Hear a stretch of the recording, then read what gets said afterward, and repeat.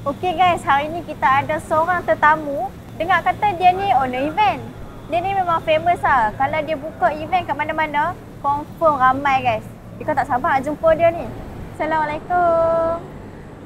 Kena order. Wow, kena order 2 nasi lemak tomahawk kan? Ya. Satu lagi. Ada 3. Sekejap lagi saya bermain pinggan dengan garpu. Makan dulu, sekejap lagi habis makan saya minta feedback sikit boleh? Okey, boleh. Okey.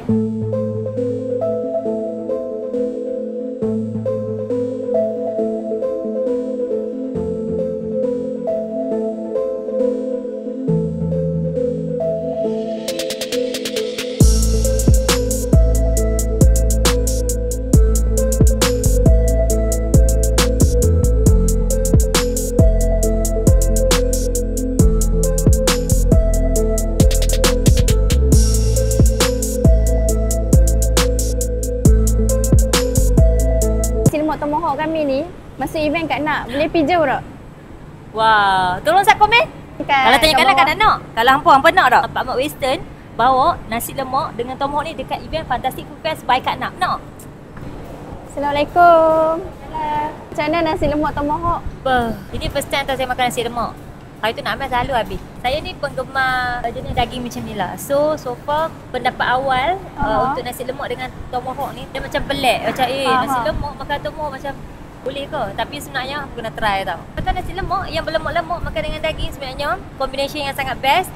Sebab apa? Sebab sambal dia. Daging dia lembut. Sebab saya kan kena concern sikit buat kelihatan daging. Macam saya tadi saya pilih medium rare. So dia punya daging so lembut lah.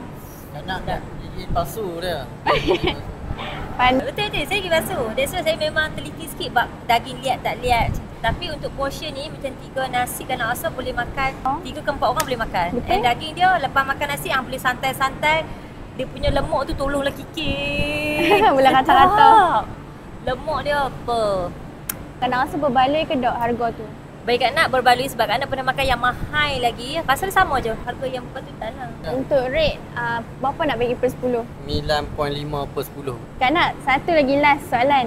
Yang ni soalan ni macam menakutkan sikit lah.